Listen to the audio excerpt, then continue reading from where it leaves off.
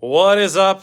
I'm the last person in the office. Yes, this is the 49ers media room at Levi Stadium. We're done with 4 training camp practices. That means that we have Sunday off, and then the pads are going to come on Monday. So really, really excited about that. I know Fred Warner's excited about it. He said, I can finally thud people up. That's the terminology, thud people up. And Elijah Mitchell, 49ers running back, who's put on a couple pounds of muscle. He's not at his preferred weight of 211 pounds. He's ready for it too. So in the interest of giving you as much content as possible, I decided to go live before I got home. So this is the 49ers media room. I know I gave you guys a tour during the NFL draft. Well, why don't I give you guys another tour? These are the cubicles, the desks of all your favorite 49ers reporters. The TV is behind me. In fact, there's a couple TVs, multiple TVs. There's one over on the news right there. This one says Levi Stadium behind my head. And then this side has some TVs, so we can watch the games on those when there's something going on. You know what's really cool? The Coors Light fridge. You see the Coors Light fridge behind me? They just installed that. It's an advertised fridge. And you know, sometimes it has beer in it. I don't think it has beer in it today. You could see the leftover food in the fridge. Why don't we take a look at what's in the fridge? That is yesterday's Chick-fil-A leftover, salad, chicken wraps, and then today the food was Chipotle. And you know, they have cool artwork here. This is my favorite one. The cover of the 1971 49ers media guide. This is the year that they moved to Candlestick Park. So that's Candlestick back when it was brand new, before it became, let's put a rundown stadium. I mean, Candlestick, you know, you could say it was a dump, but 49ers fans will say it was our dump, which, you know, toward the end was true. Power went off on Monday Night Football against the Steelers, but this is when it was a brand gleaming new stadium in 1971. All right, back to the food. Well, here, this thing's important to Keurig, the coffee machine. That's big. But here's the Coors Light fridge. That's got the food in it. Then we could take a look at the rest of the press room. These are all like old media guides, 1949, 1950. You know, the style was the same in 1949, 1950. Didn't really change between those 2 years. Then we move forward to, 1981. We know what that was. 1981 was the first Super Bowl season for the 49ers. You see Joe Montana throwing to Freddie Solomon right there. Wide receiver one on that team. It was Dwight Clark who made the famous touchdown catch, but Freddie Solomon is the man. All right, 49ers 1984. They won this Super Bowl at Stanford Stadium against the Miami Dolphins. Why don't we go and see some more of the artwork? There's old Nick's desk, Matt's desk. 1994 49ers media guide, their most recent Super Bowl. Jerry Rice running so fast, he is a blur. Matt Barrow's desk, awesome, my colleague. Where are we going here? Here we go. We got these two. 1988, Tom Rathman.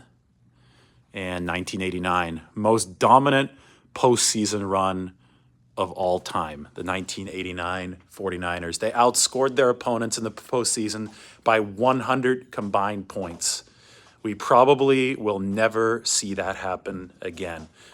I could take you guys through the hallway here at Levi Stadium. There might be some people out here though, so it's too noisy. I'll just come back through this way. Leaving the media room, I hear like a forklift or something. Yeah, it's super loud. I'm just gonna show you guys the hallway and I'm gonna walk back this way so we don't have to hear beeping. That leads to the auxiliary locker room and to the field. They might still be clean. Have a vibe to them. I just filed my article for The Athletic, so I hope you guys can check that out in a little bit. I start by saying Jimmy Ward and Tano Hufanga were dancing on the sideline during team drills, right at the start of team drills, like early on, while the second unit was on the field. They're on the sideline. They're dancing. They're vibing. They have a customized handshake. I mean, the defense has a swagger already.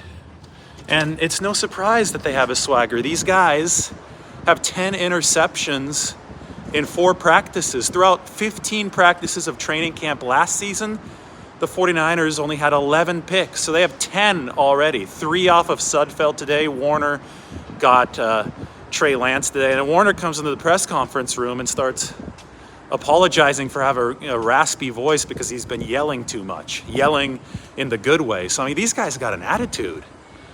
I mean, it's something you love to see. And then Fred Warner starts talking about how he likes to antagonize Brandon Ayuk and Trey Lance to get the most out of them. I'll tell you what, though, I mean, that's been the story of this training camp so far, is the San Francisco 49ers defense. They are very talented on all levels. Now, there are injuries starting to accumulate on the interior defensive line, but that's where the 49ers are deepest. So we'll track that. Only really serious injury so far is the one to Maurice Hurst, and he might be back by December. So we'll see how that works out. So now as I continue the tour of my walk from work to my car, you could see that I'm by the big banner at Levi Stadium. Now when I flip this camera around, you're going to see the 49ers helmet. So this is what I do every day. I got to walk to my car. Got some people coming in from the team store. Show you guys the helmet there. Who will start at defensive end week 1? And will he still be the starter in the playoff game is a question up on the screen. Who knows? Maybe Drake Jackson. I don't know. Here, guys, the pads don't come on until Monday. And it's really, really hard, if not impossible, to fairly evaluate defensive line play and offensive line play until the pads come on. You have to have the pads on. Everything else is like passing league stuff. So we can say the secondary looks really good. The linebackers look really good in coverage. We can say the receivers look good. We can talk about Trey Lance's accuracy. But it's really, really difficult to fairly evaluate line play until the pads come on. The O linemen can't protect themselves. The D linemen have an unfair advantage. It's not physical football, right, until the pads actually come on. So I'll have an answer for that question later on. The key for the 49ers is they have a lot of candidates to start opposite Nick Bosa. You've got Charles Omenihu, Drake Jackson, Sansom Ebukam, who did a lot of the starting last season. Kimoko Toure, I can't not mention that guy. He had 5.5 sacks with the Colts last year. He's a player who's got some pass rushing ability. So there's like 5 or 6 different players who can fill this role for the 49ers. And if they have a rotation, so be it, because strength in numbers is how they try to win on the defensive line.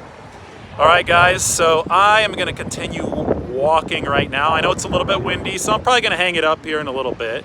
I will be driving home, and as soon as I get home, we're going to do a formal studio show where I'm going to talk about practice today. What you need to know, though, is Trey Lance went 9 for 16, made a couple sensational throws. One to George Kittle. Oh, it's green. Why don't we cross the street? Made a sensational downfield throw to George Kittle. Beat Tarvarius Moore in coverage. Tarvarius Moore, by the way, had 2 picks today. He splashed onto the scene. Good for him, coming off the Achilles injury. And then, I mean, just a complete bolt of lightning from Trey Lance came to Brandon Ayuk. I mean, this ball traveled probably 50 yards in the air, just a heat seeker. And Ayuk made a sensational catch on the sideline. And he made it against Charvarius Ward. And the throw had to be absolutely perfect to beat Charvarius Ward. Because, this guy's just such a sticky cornerback. And I don't think he's given up a catch, I don't think he had given up a catch all training camp until that one play. So Lance, I mean, a couple seismic throws. You could see the talent. My summary of Trey Lance is that he's a high ceiling, low floor quarterback right now. And we're seeing a little bit of both, right? We're seeing the low floor by some of the bad things that he does, and we're seeing the high ceiling by some of the really impressive stuff that he does. And the 49ers have to make it a point to accentuate the highs and eliminate the lows. And that's what training camp is for. Still a lot of practices remaining. You know, this is really cool. I want to show you guys this. I'm going to flip the camera around. Okay, do you see Levi's right here? I've crossed the street, crossed Tasman. Now, this is what they're building on the other side of Levi Stadium. This is called the Related Santa Clara development. And as you can see, it's going to be office, hotel, residential, shopping, dining, entertainment. Here's a concept picture of it. There is the stadium. So I'm like standing right there where my finger's pointing to. So when you cross the street right now, it's just this dusty parking lot which I can show you in a second. But in the future, and they've already started some work on it, it's going to be this big complex, I think, with housing, residential office space, but mainly bars and stuff, because there's absolutely nothing right now near here. So they're going to need all these bars and restaurants so fans can pregame, then walk into the stadium, because this right here looks a whole lot better than this right here. That's what's there right now. See, what's there right now is not too great. So I think that Levi Stadium really needs that. You know, you go to some of these more urban stadiums and they have a lot going on near there. Even Cincinnati this past year really impressed me. The Bengals, I mean, they've got both of those stadiums where the Bengals play and then where the Reds play, the Great American Ballpark, and they're like half a mile apart. It's got a line of bars and restaurants in between both of them. So anyway, Charvarius Ward is awesome. Trey Lance, high floor, low ceiling, but you know, there's plenty to be encouraged by him. 49ers defense, those guys are coming to play this year. That's going to be fun to watch.